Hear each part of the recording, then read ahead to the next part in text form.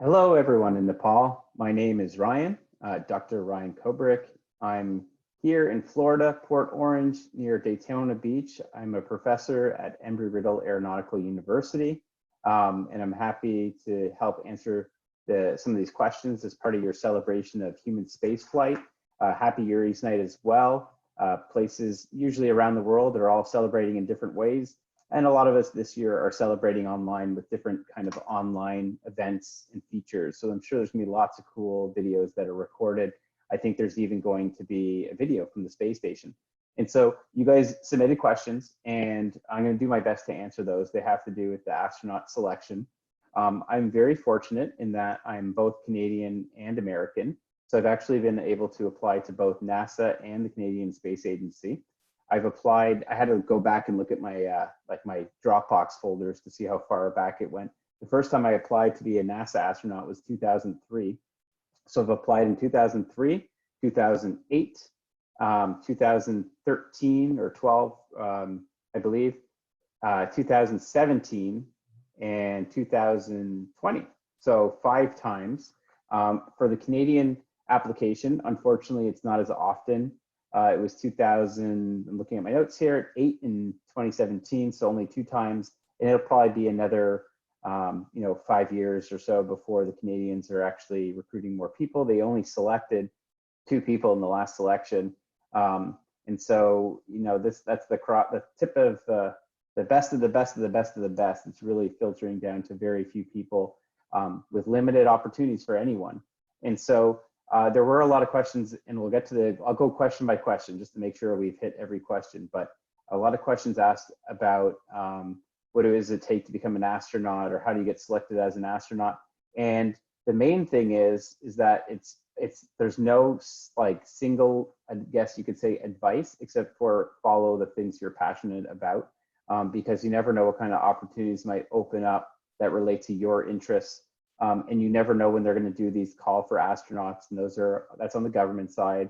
And you don't know, what your future might be like financially, and if you can afford your own space flight. That's happened with lots of investors who have flown either to the International Space Station, or there's like 600 people in line to fly on Virgin Galactic to do a suborbital flight, and there's going to be people that are in line also for Blue Origin and other companies that have space-like experiences that may or may not go, all the way up to space and back.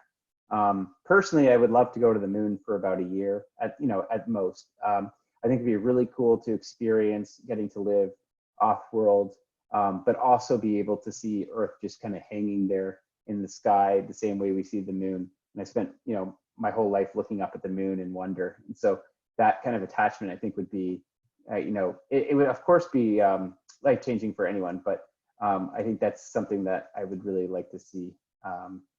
So let's jump into the questions. I've got some on Google, I've got some handwritten, I've got some even that were text, a little bit of everything. And I'll do my best to cover them all and kind of, offer advice if I can along the way. But a lot of this is, it's up to you guys. It's up to your motivation, things that you want to do. And for me in general, I've kind of had this motto of, be like an astronaut, which is awesome that that's now, NASA's hashtag is be an astronaut, because you kind of think of how do you want to live your life? Do you want to add benefit and good to the world and the people around you and help people around you? And that's kind of how I am. And that's just, to me, the idea of being an astronaut, it's always been something that I wanted to do since I was little. And so the activities that I'm up to, of course, are related to space because I love space, and that's why I'm doing them. And I think that's where the connection is. And who knows if I'll ever, actually be an astronaut. I would love to be. I'm sure we would all love to be. That's the whole point of these questions. So we'll see how things unfold, right? We never know what will happen next, and we're definitely experiencing a lot of that right now with pandemic and how the world's going to change after this. The things are not going to be the same. Things are going to be different. So we have an opportunity to help make that change better for everyone. So just keep that in mind as well. So let's look at question number one. What advice do you want to give to all those high school students who want to work in the field of astronomy and astrophysics. So just like I'm an engineer, just so you guys know, I'm an aerospace engineer by education. I consider myself, jack of all trades, master of a few, and an expert in only like one. But if you want to pursue those fields, you do have to study. There's a lot of information.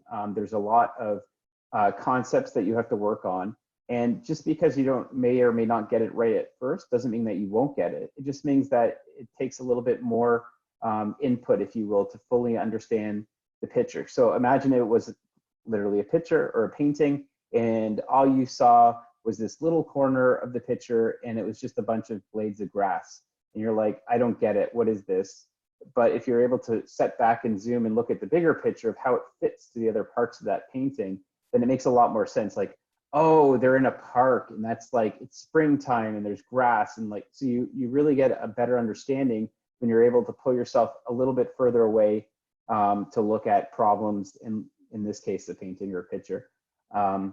And that's kind of how I am. Like when I was doing even my undergraduate studies in mechanical engineering, I would be getting an assignment and I would try to do the problems, and I would go through it and I'd be like, okay, so what else? Like, how does this connect to everything? And it took me each semester to the end of the semester to see the whole course material, to then be able to go, okay, I get it. This is how it fits with everything else. And so, that's where I would usually perform really well, is after I had all the information that I needed. So I hope that helps. And so specifically for astronomy, astrophysics, every time you look up the stars and ask questions, that's how you're actually preparing yourself for being involved with the field, is that you need to figure out what are the questions we need to be asking. The biggest questions we can ask is there other life in the universe? Where did our planet come from? How was the solar system formed? How was the universe formed? We have a good understanding of how these phenomenon are explained, but there's always more details and more parts of the overall painting, in this case, of the universe, that we really need to understand. So just keep asking questions and looking for answers as well. And don't stop with one answer. Just try to, keep bringing in more information, and then you'll kind of create your own filter of what you think is actually most relevant. And a lot of it is science. So a lot of it is proven. There's a lot of proven fact out there. And so definitely use the right sources, the right references. Don't, I know I'm saying the word don't. I don't want to say don't. Use websites if you want, but then make sure you go find an actual scientific paper or reference behind them. So not just the story, but more than the story, the actual background to it. So that happens a lot in the news. You'll see an article posted. It'll talk about, the solar phenomenon, about solar flares that were recently published about the solar Parker probe. And then, it's awesome, but then go to the actual website of the spacecraft and find the papers that were released. And that's where you're going to actually find the true source of information and data. So next question. So I know that was really long-winded, but I'm sure it'll touch upon a lot of the other questions. How much effort does one need to put in to be an astronaut? So all effort, all in is what one of my friends says, kind of like he's playing poker, like, push all the chips in, all in. Mostly all in. I mean, the effort, I guess, needs to be there for what you are willing to commit to as well. And I don't believe that you should just go get an engineering degree and a PhD and all the things just because the piece of paper for the call for astronauts says those are the things you need. Right now, they might be the things that they say you need, but 5 years from now, 10 years from now, as you've seen, I've applied a lot of times, these things change. And so you can't just be dependent on one set of instructions. It changes all the time. And I guess I'll touch on it here. If we were going to just the space station as the mission, just say the next 10 years or so are just focused on microgravity research, then they would look for people who have experience in a lab and are able to work with specimens, hardware, fix things in that environment. Now, if we're going to the moon or Mars, then they would specifically want someone who's a geologist or has planetary exploration type training so that they understand how to investigate and find the proper samples and take the proper field notes of their location. You're always going to need people who are trained on how to fix things, engineers, systems, understanding, everything from data, communications, electronics, propulsion, structures, life support systems, all the parts that you need. But at the end of the day, the critical part is the data. That's why we're sending humans. We want their unique perspective and view and ability to collect the right pieces of information.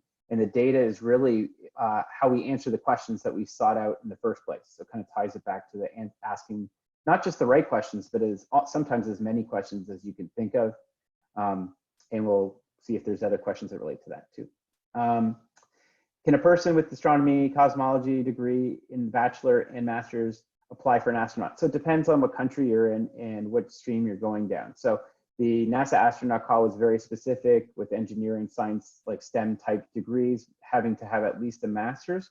So astronomy, I'm not sure if that was part of the qualifications or not.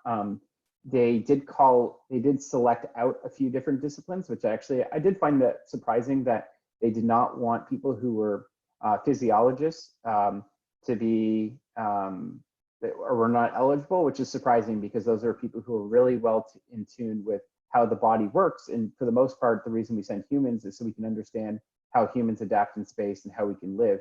And so someone like that would be very valuable. So that's something that you'll have to check, and depends on which country is recruiting astronauts. There are more countries now that are starting to recruit more astronauts. So that's always a good sign as well. But then you have to look at companies might even create their own commercial astronauts. So this was something that I kind of half predicted a decade ago, saying that like each company would have their own astronauts and they would train their own astronauts. And that sort of has happened now with Boeing. Boeing has a former NASA astronaut, although they were trained by NASA, Ferguson, who will now be a commercial astronaut. Well, one day, and probably soon, we'll see people who are trained and prepared by companies like SpaceX that fly in the Crew Dragon capsule that are coming straight from the company, and maybe they're going to NASA to train them for 2 years to get certified by the proper standards, but then they're actually a SpaceX employee. And that's kind of what the military branches in the US have done, is like the military people will send, they have to be selected, but the military personnel are essentially on loan from those different branches to NASA. And so they are part of the astronaut group, but they're actually still part of their branches. Let's see, is it compulsory to be from a military background? So in the US, no. I'm not sure for other countries that might actually be something that they might require in the early years, only because a lot of the people in the military have gone through some sort of basic physical training. They've been exposed to maybe some very high stressful conflicts. They're used to a stressful environment, or maybe machinery like jets that are, your life is dependent on the machine working. So the human interface to them is really important. So it just depends on how that works. In the US early history, they took test pilots because they had a very good situational awareness for these high-powered, fast-moving vehicles that were, the first time ever flown in some cases for the experimental aircraft, and that they had to understand what needed to be done, especially if something went wrong, they'd need to be able to get out of there. And eventually that migrated, or not migrated, but I guess you could say opened up. I don't want to say evolved, because it really had to start somewhere. It opened up to everyone from teachers to scientists to people who have no association or training background, military training. And I think there was a training question coming up, so we'll talk more about training soon. Can a Nepali citizen be an astronaut without changing their citizenship? I don't know and don't think so. I think that for the current programs that you would have to have some sort of dual citizenship or have a different citizenship. Like I said, I'm very lucky. I have 2 citizenships. So technically I could be a NASA astronaut or Canadian Space Agency astronaut, fingers crossed, but I don't know. My age is starting to get up there. So for Nepal, it just depends on which partnerships are developed. So for instance, if Nepal went into a partnership with the European Space Agency, then yes, they would be able to be eligible. If for some reason Nepal partnered with China and China was flexible to the partners having astronauts as well, then yes. India, India wants to send humans to space as well. So that's why it's important to be aware of what's happening around you in the news and with these space agencies, if that's the path that you're looking at. Are every astronaut selected for the space program? So I think the question might be related to, does every astronaut get to fly in space? And it really depends on the astronaut, because if they're sick or injured or something happens to them, then they're not going to fly in space. So they also, all the NASA astronauts actually have to pass with basic training qualifications as astronaut candidates. They spend 2 years in training, basic training, if you will, learning everything about space flight. It's very physical too, making sure that they're in the right shape. And then just recently, NASA graduated both the American and Canadian astronauts at the beginning of this year in January. That happened. Let's see, how one feels after being an astronaut. Well, I'm not an astronaut, and so I've been a simulated astronaut and simulated Mars missions, and I can tell you that even being part of those makes you feel great. You feel like you've contributed to the greater body of knowledge of science. And every astronaut I've ever talked to, because I love talking to astronauts, they all speak very highly of their experience in space. There's something called the overview effect, where a lot of astronauts experience this overwhelming sensation and connection to Earth when they look back down at the Earth from up in space. Their whole perspective changes, and usually it's for the better. And so there's this, what if we could send everyone to space to give them this overview effect? That would be amazing. And so we have to be smart and think of ways, how can we do that? That might be virtual. It might be just like, a virtual experience, immersive world where they feel like they're in space and looking down at the Earth. And we're starting to get better VR technologies that maybe they will help translate some of that sensation. How does Mother Earth look from space? Well, you've seen as much as I have, online on the internet, and I highly encourage you to look for things like there's a live camera from the International Space Station that you can actually watch what they're seeing if they were looking out the window from their perspective. Also, all these missions, all the new missions seem to be having better and better camera resolution. So even probes that are sent to the sun and everything else usually look back at Earth and have amazing views. So make sure you check those out. And similarly for other objects in our solar system, just the kind of the brief version, there's a whole bunch of things that are looking at the sun, and they have been for over a decade. So like SOHO, S-O-H-O, you can look for that one. SDO, which is part of it, Solar Dynamics Observatory. So the Parker Solar Probe, there's lots of new news, if you will, about the magnetic fields. Going over to Jupiter, there's Juno, and it has amazing photos. Recently ended Cassini-Huygens mission to Saturn. And of course, New Horizons to Pluto as our, I guess you could say, our newly explored world, because we really didn't know much. It was basically a blurry dot until New Horizons really brought back the data.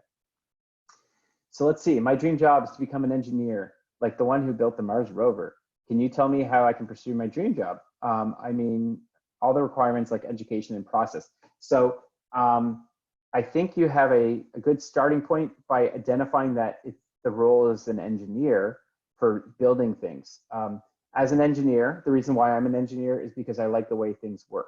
That to me, that's really cool and important. And so I really think about, I like to take things apart and put them back together again. So if you're interested in engineering, then that's the first place to start, right? Is to figure out, okay, what kind of engineering program can you get accepted to? Can you study, online and do other things to prepare you for that? There's a lot of things that you can do like that. And to specifically build Mars rovers, that's where you need to connect with, either space agency or company that's building that hardware. It's not just space agencies. Space agencies usually will outsource, pay a company and give them a contract to build these things. So one of the exceptions is Jet Propulsion Lab, which is actually they're like their own company and a NASA center, and they're teamed up with Caltech in Pasadena. And so they have a lot of students, like undergraduate and graduate students, that are involved with future concepts. And eventually they, a lot of those students will then graduate and try to stay at JPL. So, the other thing is keep your options open, because you might get really involved with one aspect of, just say, the rover, like you just love, wheels, or you love robotic arms, or whatever it might be. And so that might lead you towards what you really want to be working on. So this next question is kind of hard to answer because I'm not sure what the exact question is. It says, from what asteroid get initial velocity? I think the question is like, an asteroid's coming at us. How does it have all this speed, and where's it coming from? Well, there's a lot of possible answers, is the short version. It could be an asteroid coming from an entire other galaxy. It could be from another solar system. And so just in the formation of the universe, Big Bang Theory, if you will, of everything going outwards, some things go outwards and are attracted right back into the larger mass of gravity. And so these things are everywhere. And so, as our planet and our solar system and our galaxy move through the universe and everything else, there's always going to be more and more objects that are, I guess you could say, new to us. But it has been 4.6 billion years, I think I got the number right, since the Big Bang. And the way things are moving, there's not, I wouldn't call it stable, but we are aware of like which comets come and go and pass by as well. So I know that's a little bit, I don't know if that helps or not, but sorry, I was way off by 4.6. I meant 13.77. I was thinking 4.6 because that's our solar system. So you should know the age of these things. I'm just thinking about astronaut selection, not about the age of the universe. But that's the other thing, right? Is like, how many different things can you keep in your mind for answering questions? Okay, let's go to the next one. What do you want to suggest to us on trying to become an astronaut someday? Thank you and all the best. Well, thank you for the question, and I hope this helps. Keep pursuing what you're passionate about. If you are really interested in microbes, then keep working on pursuing, research in microbes. And maybe one day you'll be doing, that kind of research on a space station, or possibly on Mars, looking at the rocks, looking for signs of life. So connecting it to, I guess you could say, the exploration astronaut relevance is, you kind of have to say, like, would they need an astronaut in that field as well? Or how could someone in that field help with a space mission? So right now, we only have, a small group of people that are in space conducting missions. A lot of them are engineers or some sort of lab type, microbiologists or whatever they might be. But if we actually want to move the human species into the cosmos and eventually, onto Mars to set up a base camp for a permanent presence, maybe colonization, then we're going to need people of all different disciplines. It's not just about the astronauts that you typically think about. It's also the whole team that's behind that team going to space, right? It's the mission control, the operators, the doctors, lawyers, business. Everyone is involved with this. This is a human effort.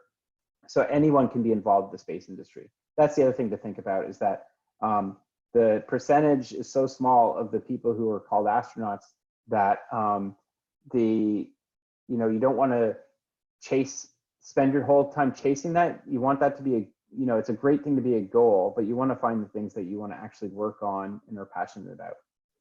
Personally, I love spacesuits. You can see this is a photo of mine in the background here from Huntsville. And so I'm really interested in pursuing spacesuit research and these simulated Mars missions. And so that's what I'd like to spend my time on when I can and with my lab.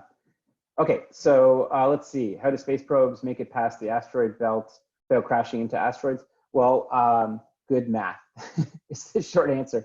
For the most part, asteroids are not like right next to each other. It's not like there's one right here across, would be across the room. They are sometimes kilometers apart. You can also go outside of the main part of the asteroid belt because they are, mostly on the disk, planetary disk alignment, but a lot of them, of course, are outside of that. And so careful navigation, but the the key is to have good sensors on board as well, so you can take data as you go along. And excuse me about my dog here barking in the background. So you can take data as you go along. I'm gonna just let him loose. Okay. Okay, that's life, right? Dogs barking, kids playing. Anyway, yeah, I hope that helps. But basically, you can use data to like, oh, we need to course correct and use a little bit of propulsion to move around. In future space travel, how can we deal with biology of our body that has adapted in our atmosphere? What will happen someday?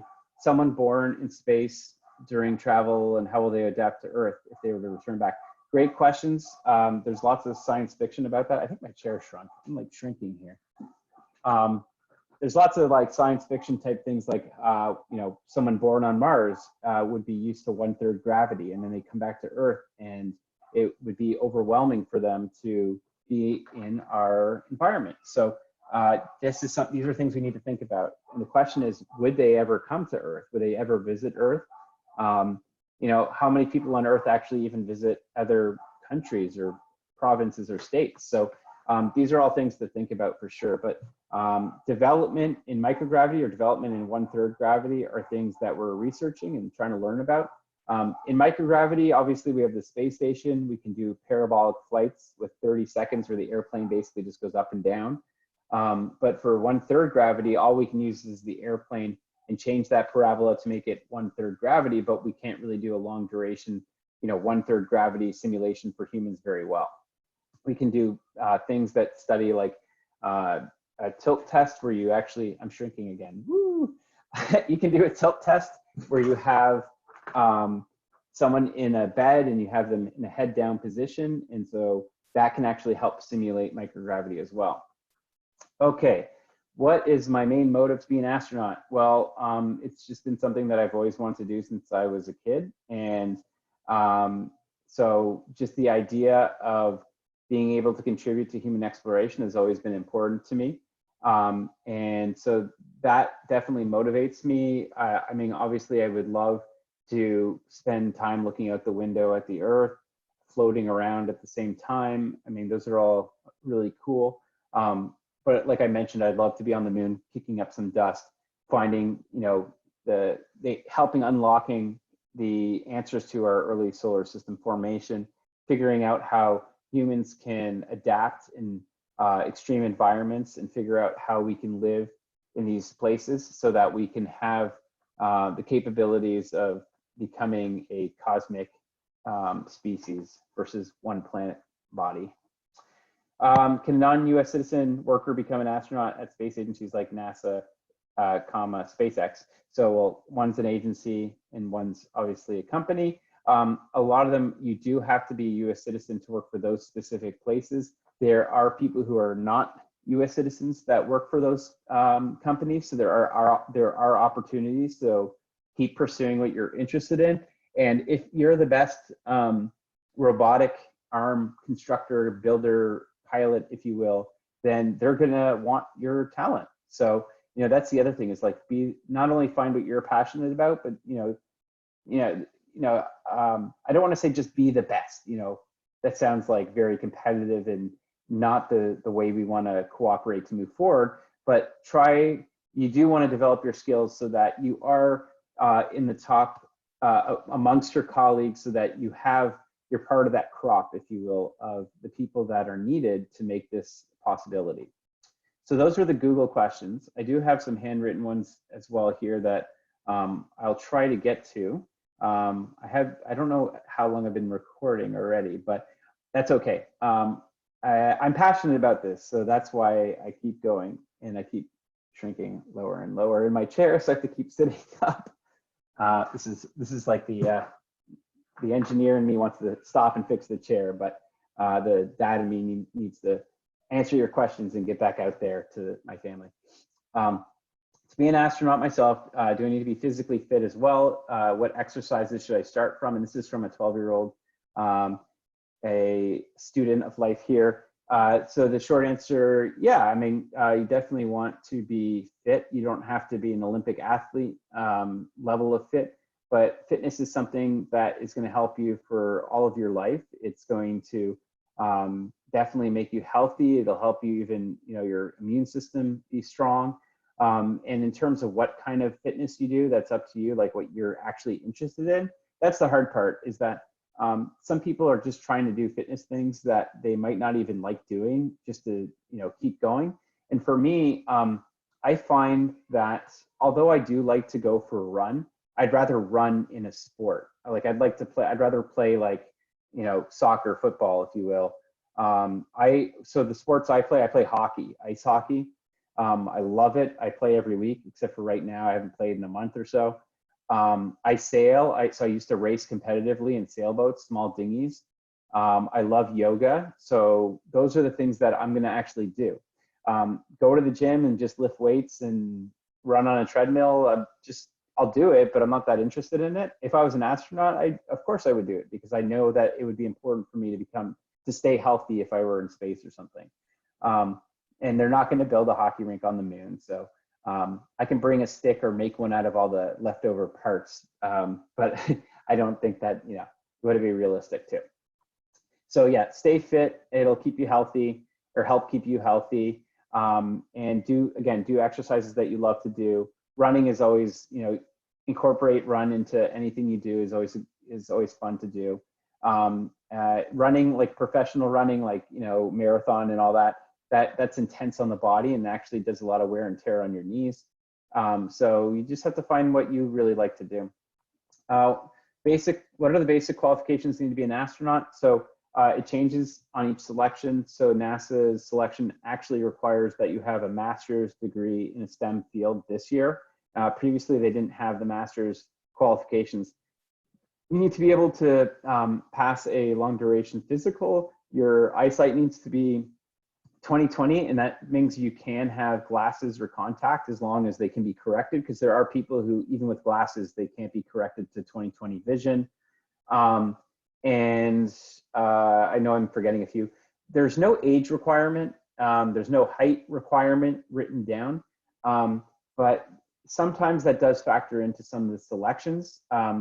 The height requirement actually became more important when we had the capability of, like right now, we only can launch people on the Soyuz vehicle. And so there is a height restriction for the Soyuz vehicle, where the space shuttle didn't have that. You could be a lot taller on the space shuttle. And so these future vehicles with SpaceX and Boeing and Lockheed Martin have looked at that and tried to be more accommodating for a bit of a larger range. Can people other than engineers, like doctors, et cetera, also apply to be astronaut? Which stream is the best? So I would say there is no best stream. Half of the people selected historically have been engineers. But yeah, like I mentioned before, it depends on what they need. Like, do you need a geologist or do you need a microbiologist? There usually will be the need for engineers. People who are medically trained are extremely important. Doesn't mean that a doctor would be selected. Well, it's the same as what I just previously said. It depends on the mission. How hard and long is the training of an astronaut? So the basic training takes about 2 years for NASA/Canadian/European astronauts. And after the 2 years, they go from an astronaut candidate to an astronaut. And it's kind of like graduation. They're now qualified to be assigned for a mission, but then it can take 3 to 5 years to train for that mission, just say the space station, so that they're ready to do all the next level specific training that's required. Like, so of course they're going to learn about how to use the robotic arm in the basic training, but maybe in the advanced training, they're actually working with the specific payload that they would be capturing on their mission. Like if they need to grab, I don't know, a telescope or the Dragon capsule or a modified Sierra Nevada vehicle or something like that, and they would have to train for those things. Okay, a couple of questions left. How much personal stuff are we allowed to bring to space from Earth? Again, depends on the mission, on the requirements. Not a lot is the answer, and something I just told a bunch of grade school students last week was that personally, what I would want to make sure is that I've got a really good, database, maybe even 2 copies of a database of photos, videos, movies, TV shows, and entertainment, things to remind me of home, all stored on data, assuming that computers like tablets and things would be available to use. And then probably something physical, couple things that are physical, possibly even things like colored pencils or things that would be, you know, to draw and have, excuse me, have a physical activity instead of just like everything electronic. I love taking photos, so I would probably want to make sure that I had the right camera equipment. And so the amount of personal stuff, it's pretty low, but if you look in the astronauts' rooms on the ISS, they have photos up on the wall. Some of them have like a couple clothing items like scarves or whatever to decorate, but it's usually pretty minimal. But they do send out, I guess you can call them care packages or surprises to the astronauts. Sometimes they actually send them before the astronauts even get there if they know it's going to be their birthday, so that they have this item to open up for their birthday or holiday or whatever. Okay, how do astronauts take a bath in space? They do not take a bath in space. They use wet wipes, they use towels, they're able to use no rinse shampoo, so they put it in their hair and then they just take a towel with some water and they're done. So yeah, you get used to it. People that come into the space station for the first time definitely have like reported on that you can smell the crew, if you will, because they've been there for 6 months or longer.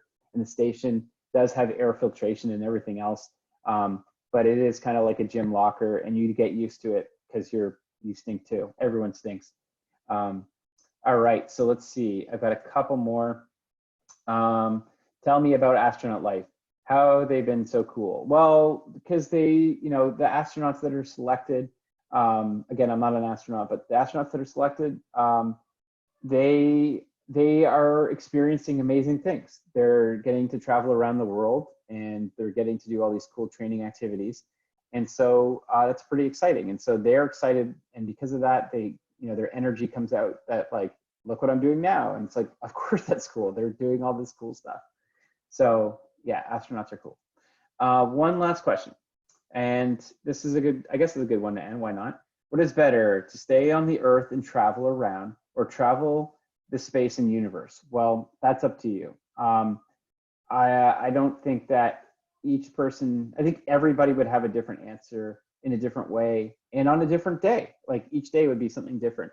I mean, right now I'm thinking about wanting to travel all over the Earth because here I am, and the only travel I'm doing is, you know, walking the dog and the kids around the block. I would love to be able to, you know, head out and see the world this summer. I had plans to take students to both to Portugal and to the Canary Islands in Spain. And that it hasn't been canceled yet, but more than likely it's going to be canceled. And so that would be amazing. And as I mentioned, I'd, you know, love to go to the moon. So for the most part, you know, everyone has their own things that they want to do. It depends on, you know, would you miss things on Earth, like smelling fresh air, grass? You know, personally, I don't know about you guys, but there's certain things that I already missed.